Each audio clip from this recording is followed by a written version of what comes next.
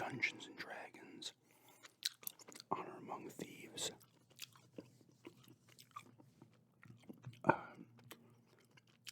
Movie review here today. I'm filming this Sunday. We had seen it earlier today as we go on Monday. I really enjoyed it. I talked about it I saw like a small trailer for this I think last year, and I was like, oh, looks like something I'd watch, but not want to see in the theater. And then I started seeing more of it, and I just wanted to see it. It looked like a fun movie. Obviously, it's based on Dungeons and Dragons, like the role-playing tabletop games, and there's been tons of video games in that universe. That's why I recognize some of the names of the creatures and the places. I've only done Dungeons and Dragons, like I've said this in the video I put up. I think it was the cereal eating one, like 2 or 3 times. I know for a fact I did it twice with my cousins, once in Florida, when I was like maybe like 8 or 9 or 9 or 10 or some shit. But I don't know, much of anything about it, but I know people are passionate about it, and I think it's cool that there's groups of people that have been doing it for a long time. They get together and they do their weekly things. When there's like a dungeon master, and he's like the one who's leading it, and they come up with scenarios and stuff. I guess it's all within the universe. I'd assume you could make up your own stuff too, but I don't. Like I said, I don't know the full thing, but it doesn't matter if you're into it or not. You can enjoy this movie. It's fun.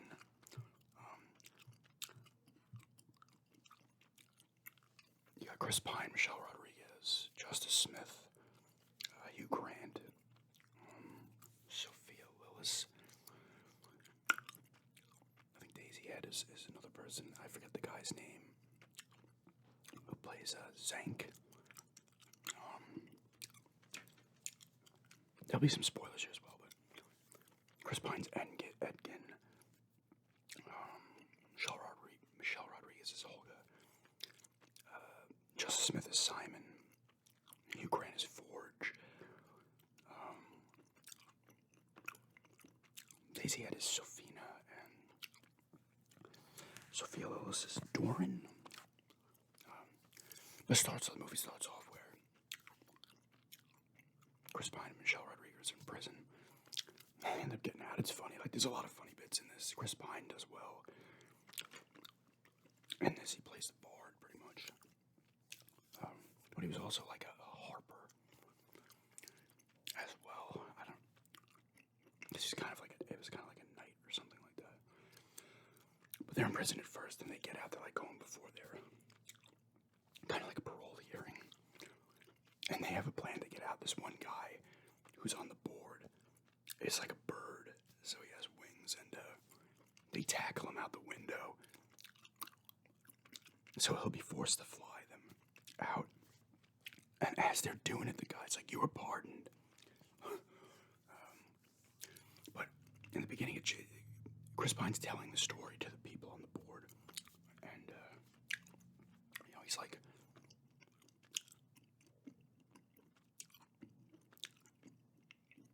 tells you about like tragedy in his family and stuff with his wife. And he's part of a group of thieves.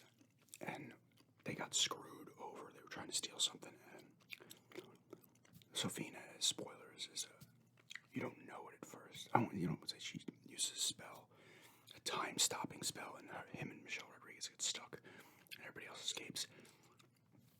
But they turned on everybody else. So Hugh Grant, Forge, turned on everybody else, and now he's the Lord of Neverwinter. You might know that name. I recognize that name from the video games.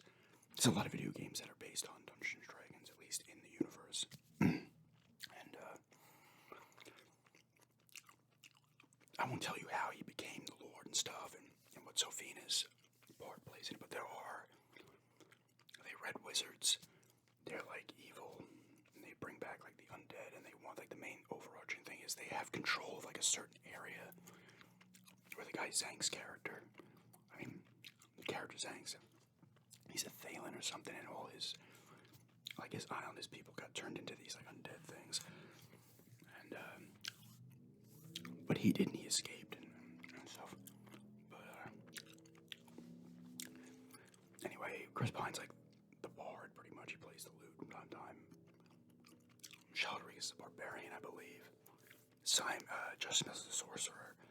Sophia Lillis is the a Tiefkin or something like that.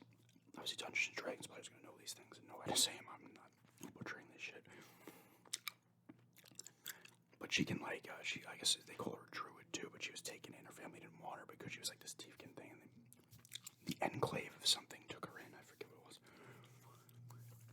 And I guess they get out of prison, the two of them, and they go and find Forge in Neverwinter. He's a lord now, and then he turned Chris Pine's wife was killed, but his daughter was still alive. She was an infant. And him and Michelle Rodriguez kind of raised her. Michelle Rodriguez came across with Chris Pine. You know. But Ford just took it, because that's what Chris Pine says. He's like, take care of my daughter when he's stuck in the time thing before it freezes or whatever. And he goes in there.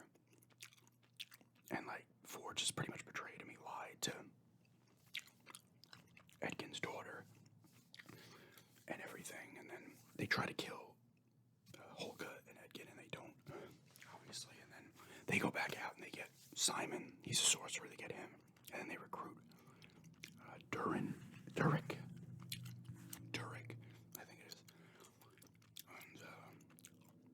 And the character Zane comes along later. He's not in it that much. There's a lot of creatures you'll know. I'm not gonna go crazy with the story. I don't want to ruin stuff, but they encounter all types of Dungeons and Dragons creatures. There's a fat dragon you probably saw in the thing. They said his name. He's like a character in the stuff in the lore. The Thuramade or something. He's fat and he has trouble getting his flames out. That was a fun scene. There's these, what do they call them? The intellect devourers. They're like brains on legs, and the smarter you are, they'll go after you. And there's a part where they walk past, and the guy's like, they're attracted to high intelligence, and they just walk on past the group. Chris Pine's like, well, that's insulting. But I like about this movie is it's probably about a little over 2 hours before the credits. And it moves. This movie does not drag, at all. It moves. And it's, in that scope of, a Lord of the Rings or Harry Potter, I guess. Those kind of big movies. And, there's a dog barking outside. And it moves. It goes to a lot of different places as well. And they all have pretty good backstories. The main four. Like I said, he recruits them because they want to overtake Forge and they want to get Chris Pine's daughter back. And you find out Sofina's character is in league. Spoilers.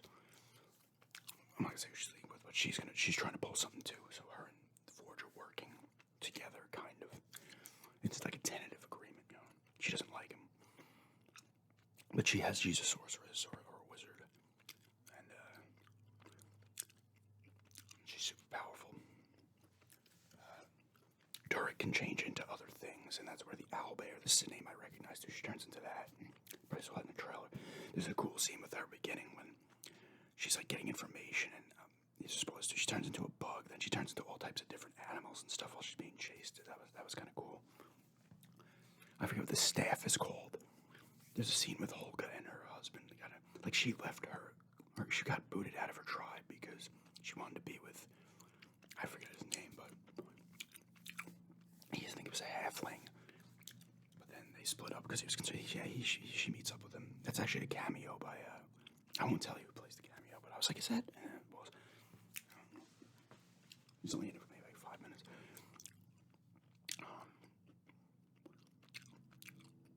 It says it moves, you know. But it's cool that all the characters are likable, you know, and the good guys. And you can tell they have good chemistry together. And like I said, the movie just moves. There's some cool battle scenes. You get a lot of cool enemies. The Displacer Beast, which is another one I like, right? And the Mimic. Those are names I remembered. I don't know, maybe from games or whatever. I've heard them.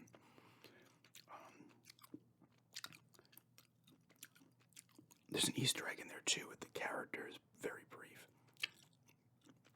from the cartoon.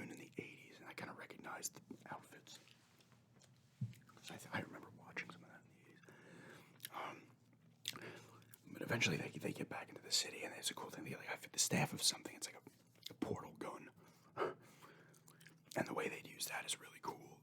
How they like get it in there, get it into like the treasure room, and how they work it out. It's cool. There's a lot of cool stuff going on in this movie. Action scenes are cool. There's a lot of comedy in there, and it's heartfelt in parts. You know, I think Simon's character probably has the best kind of overall kind of story, because he's like a weak sorcerer and he doesn't have confidence, and and the story goes on, obviously things happen and he gains more confidence and stuff.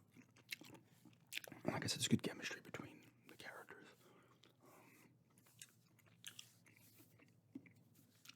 It's fun. You see a lot of crazy things in there. Like I said, I don't know barely anything about all the places. Like Baldur's Gate was mentioned a few times. I know Baldur's Gate from the games, which are part of the,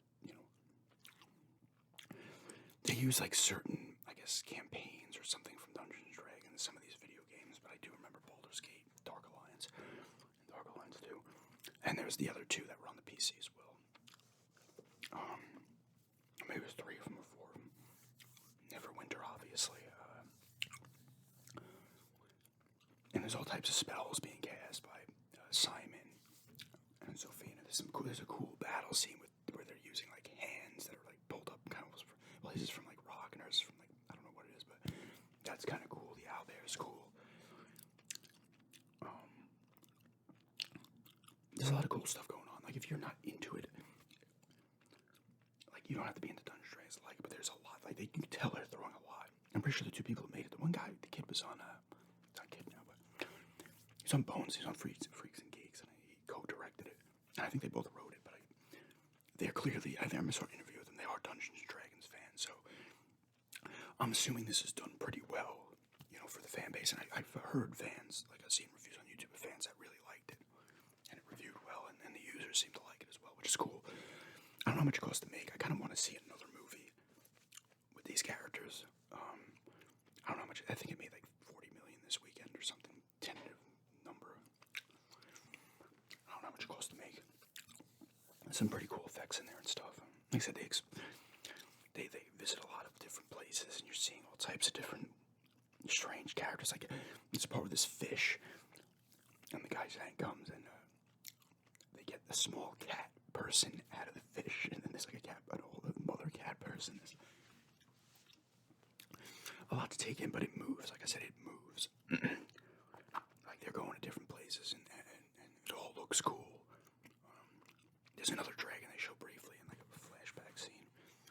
There's a scene where they raise the dead to get info on this helmet, and you probably saw it in the commercial too. You can only ask them 5 questions, and then there's a thing, and they answer questions by accident, because they're like just saying stuff, and then that continues on, and it's pretty funny.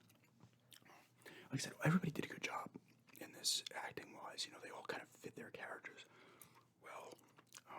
Like I said, Chris Pine kind of excels at these kind of roles, and Michelle Rodriguez, Justice Smith, Sophia Lillis, the guy who played Shank, he's not in a ton of it, but he was well too. He's like super serious and stuff. There's a part where he's like, oh, he's walking away. Oh, there's a rock in his way, and he just walked over it. Like,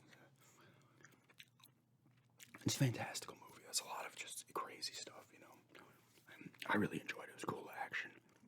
There's some heartfelt scenes in there as well, and good, some good funny parts also. And the thing that really I liked is that it moved. There was like no slow points. This thing was moving, and there's a good amount of action sequences in it. It's just the fight scene at the end was really cool with everybody involved. It was like just shot well and everything. I really enjoyed it. I would honestly give it a 9 out of 10. It was just fun. I don't know why I was getting drawn to it by these trailers, and I was like, I gotta see it. And we saw it today, and it was enjoyable. It really was. Hugh Grant's good in it too. He's playing the role he excels at too, kind of like a scumbag. There's like a lot of magic and things said. There's a lot of words and stuff that's in Dungeons and Dragons. Oh, it says, alright, I'm looking it up now. It says the budget was $150.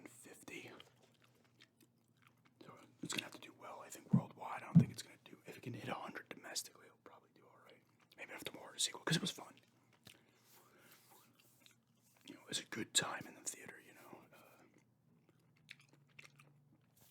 Well acted. It's not like it required amazing performances, but everybody was solid to really good. All the set pieces look nice too, like the Neverwinter city and stuff. And when they do the thing, when it's all the groups and they're fighting, that's when you see like the Mimic and the Displacer Beast and stuff. Yeah, like I said, I'd give it a 9. Check it out if you're into Dungeons and Dragons. Absolutely check it out. But if you're into like fantasy type stuff, check it out as well. It's really good. Thanks for checking this out.